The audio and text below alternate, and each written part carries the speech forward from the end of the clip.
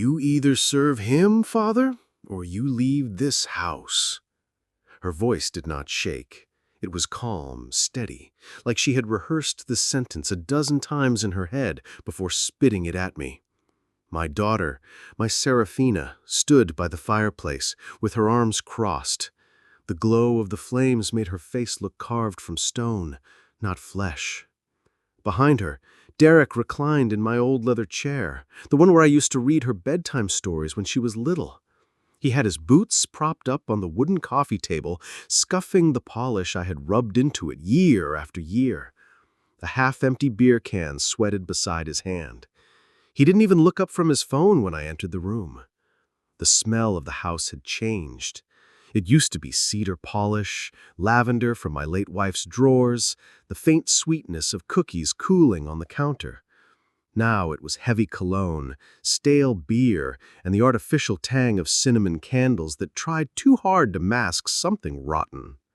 I tightened my grip on my cane. My hands shook, not from age, but from fury I couldn't yet name. I cleared my throat.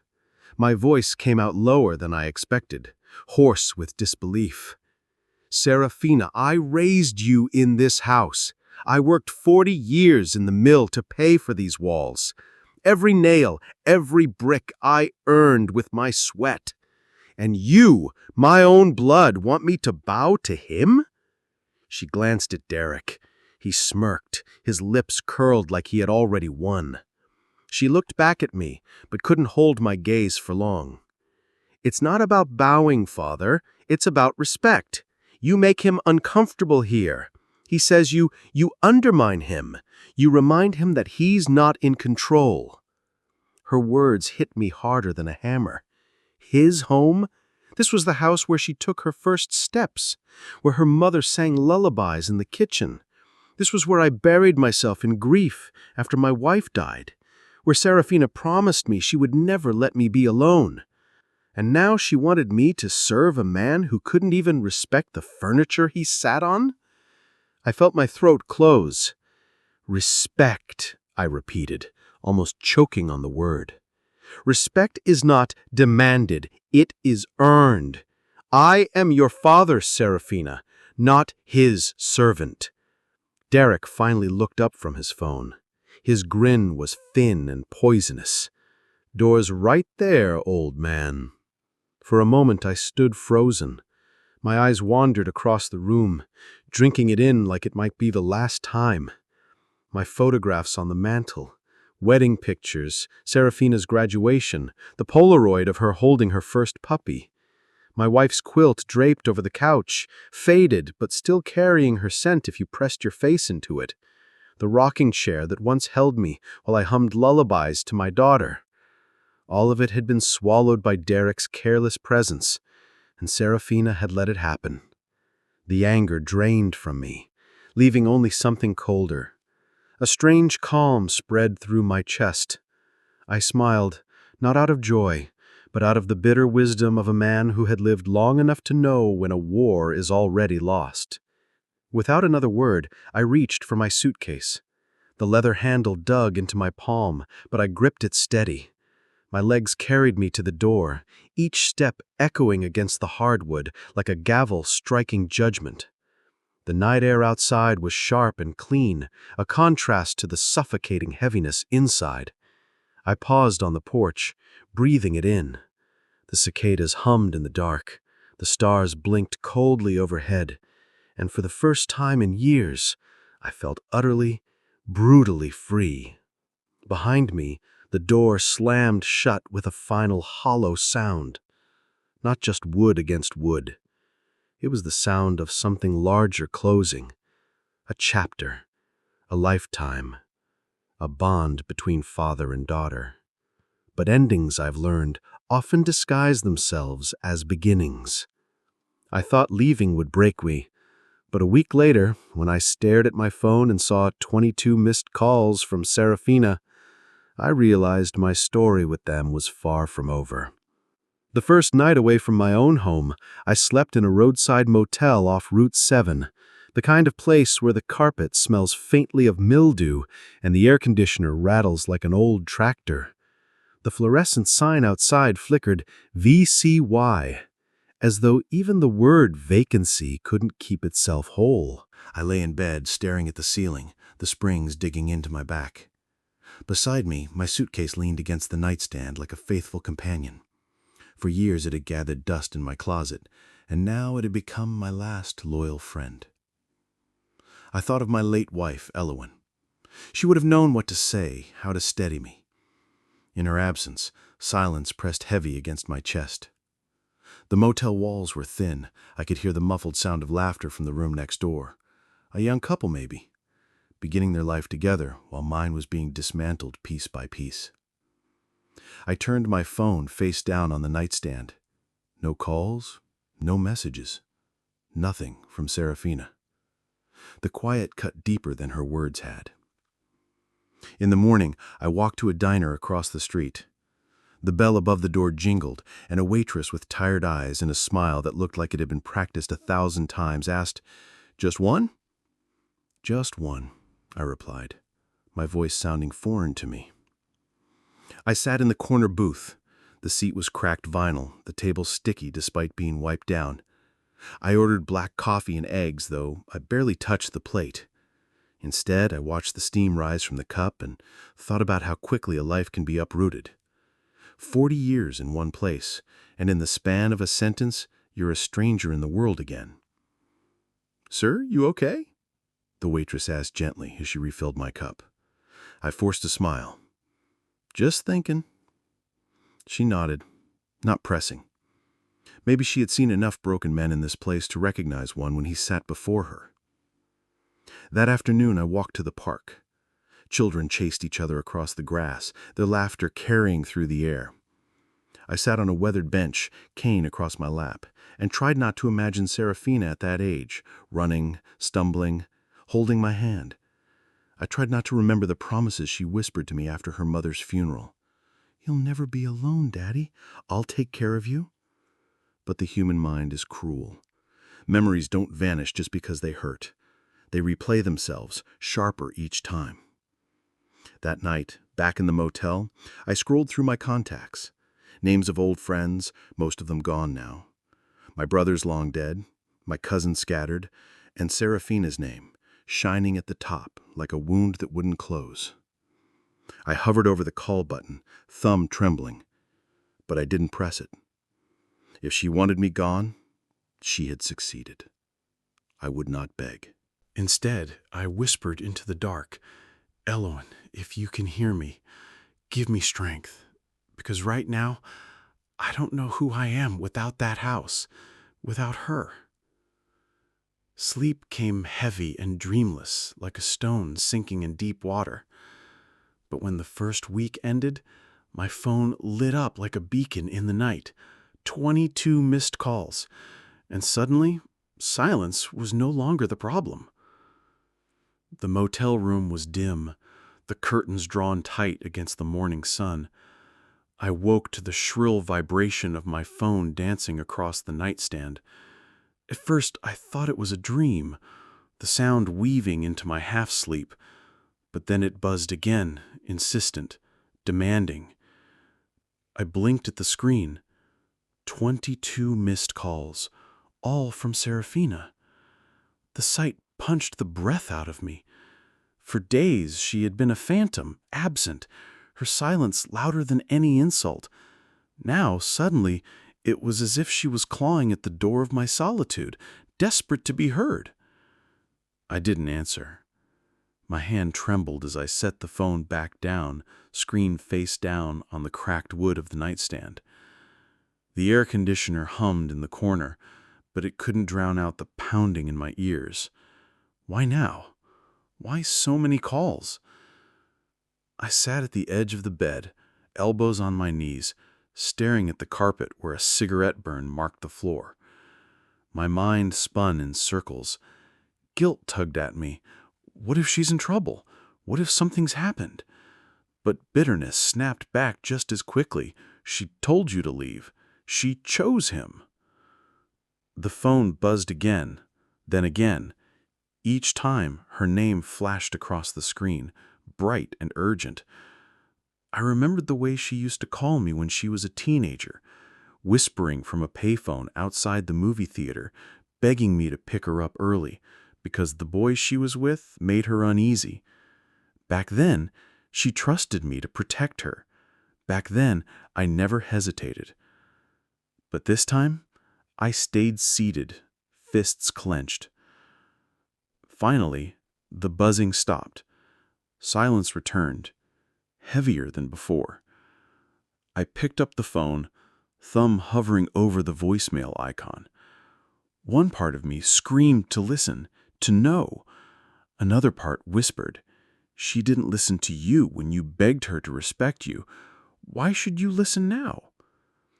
I slipped the phone into my pocket and left the room. Outside, the morning air was crisp, dew still clinging to the weeds by the sidewalk. I walked to the diner again. The waitress, whose name tag read June, gave me the same practiced smile. "You're back," she said. "Coffee?" "Yes, ma'am." My voice cracked more than I liked. I sat in the same booth, the vinyl creaking beneath me, and watched people pass outside. Families piling into cars, a man walking his dog. Life moving as though nothing had collapsed in my world. Halfway through my second cup of coffee, the phone buzzed again. This time, a message. I hesitated, then read it. "Dad, please. It's urgent. I don't know who else to call." The words blurred for a moment as my vision clouded. I set the phone down on the table, staring at it as though it were a snake coiled to strike. Urgent. Not sorry, not I miss you, not I was wrong, just urgent. I rubbed my temple, muttering under my breath. Of course, when things fall apart, suddenly the old man matters again. Still, my heart pounded. I couldn't help it. No matter how much she had cut me, she was still my daughter. And blood, cursed though it may be, has a pull that defies logic. I left the diner without finishing my meal, cane tapping the cracked sidewalk. The question burned in my chest with every step. What had gone wrong inside that house since I left? I thought the ultimatum was the end. But the message on my phone told me something darker, that my leaving had set off a chain of events I couldn't yet imagine. For 2 more days, I carried the message in my pocket like a stone. I reread it in the quiet of the motel room, in the glow of the neon light outside, in the greasy diner with June pouring my coffee. "Dad, please, it's urgent. I don't know who else to call." Each time I read it, the words changed shape. Sometimes they sounded like manipulation, the same tone she used as a child when she wanted candy before dinner. Other times they trembled in my mind like a cry for help. By the third night, I couldn't bear the weight of not knowing. I sat on the bed, phone in hand, thumb hovering over her name. My reflection in the dark screen startled me. Deep lines, weary eyes, the face of a man who had been both needed and discarded too many times. Finally, I pressed call. The ringing stretched long, each tone a reminder of years wasted. Then her voice, breathless, rushed through the speaker. "Dad? Dad, thank God you finally answered." I said nothing at first, just listened to the panic in her tone. My silence made her stumble. "Please don't hang up. I know I don't deserve this. I know what I said. But Derek, he—" Her voice cracked like glass under strain. "He's not who I thought he was." I leaned back, my heart heavy but steady. "Serafina," I said, my voice low, "you told me to serve him or leave. You chose your side. Why call me now?" On the other end, muffled noises, doors slamming, a man's raised voice in the background. Her breathing quickened. "Because you're the only one who ever protected me, and I think I've made a terrible mistake." I closed my eyes. My chest tightened, not from anger, but from something deeper. grief for the child she used to be. I could almost see her, 10 years old, clinging to my leg after scraping her knee, trusting me to carry her home. But trust is a fragile thing. Once broken, it doesn't return whole. "What do you want from me?" I asked finally. A beat of silence, then her voice dropped to a trembling plea. "Come back, please. Just for tonight. I don't know what he'll do." My cane rested against the wall. My suitcase sat at my feet, still packed. I stared at both as though they could answer for me. The man in me, the father, the husband, the protector, wanted to run to her. The wounded part of me, the man she had cast aside, wanted to let her learn her lesson. I stood at the crossroads of past and present, of love and pride, and I realized that no matter what I chose, life would never return to what it had been. I thought answering her call would give me clarity. Instead, it left me staring at the road, torn between going back to a house that had rejected me, or finally letting it burn without me. I didn't sleep that night. I sat in the motel chair, the stiff one, by the window, staring at the parking lot lights bleeding into the dark. Trucks came and went. A dog barked somewhere in the distance. My coffee went cold, untouched. As her words replayed in my head, "You're the only one who ever protected me." There was a time when those words would have lit my heart on fire with purpose, but now they sat heavy, like chains. Because what she wanted wasn't just my protection, it was my forgiveness, freely given, without her earning it. Still, blood has its pull. Around 3 a.m., I shoved the suitcase into the trunk of my old sedan. The hinges squealed, protesting like my joints. I told myself I wasn't going back, not to stay, just to see, to judge with my own eyes if the plea in her voice was truth or manipulation. The drive felt longer than it should have. The roads I had driven for decades suddenly seemed unfamiliar, every turn sharper, every mile heavier. Street lamps leaned over the asphalt like weary sentinels. My reflection in the windshield looked like a ghost haunting its own life.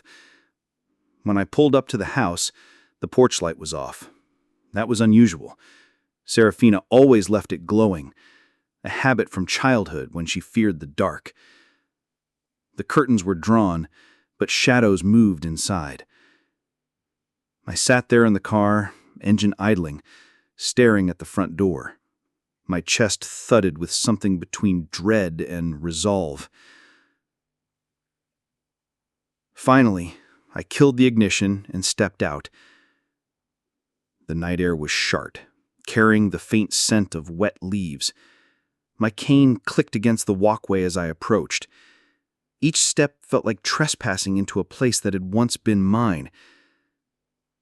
Before I could knock, the door opened.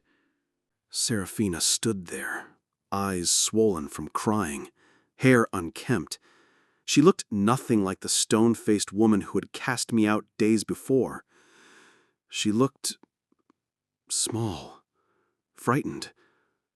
"Dad," she whispered, voice breaking. Behind her, Derek's voice thundered from the living room. "Who the hell are you talking to?" Her shoulders jerked at the sound. She stepped aside, motioning me in with trembling hands. And in that moment, I understood the truth. My daughter had not called me because she loved me. She had called me because the man she chose over me had finally turned his cruelty toward her. I tightened my grip on the cane. My years weighed on me, but so did something older than age. The quiet, relentless strength of a father who has endured betrayal but refuses to abandon blood when danger calls. I thought I was returning to the same house I had left, but when I crossed that threshold, I realized I was walking into a battlefield. The moment I crossed the threshold, the air inside pressed against me like a wall, heavy, suffocating.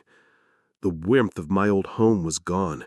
What lingered instead was beer, sweat, and the sour tang of arguments that had seeped into the walls.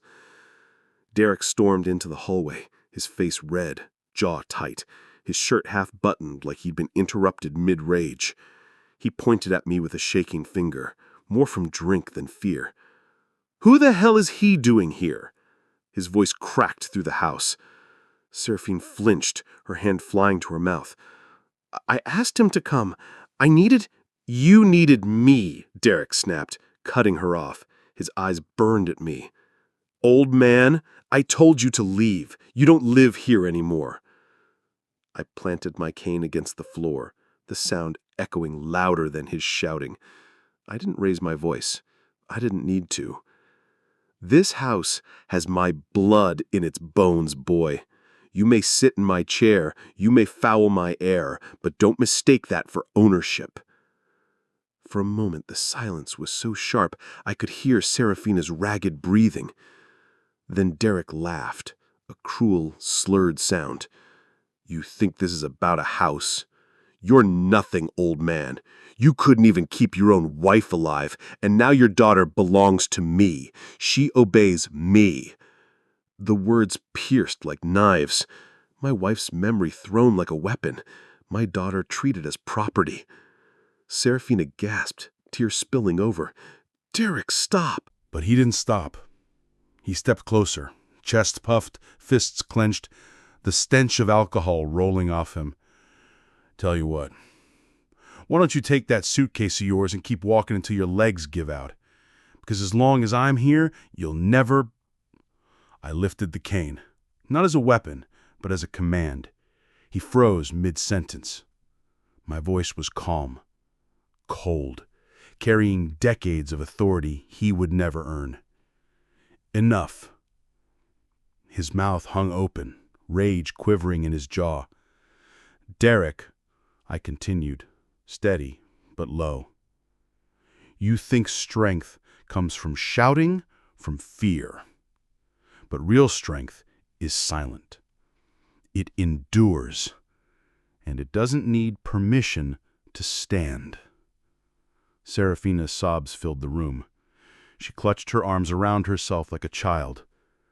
For the first time, Derek faltered, not from guilt, but from realizing he couldn't bend me as easily as he bent her. He spat on the floor, muttering, "You're not worth it."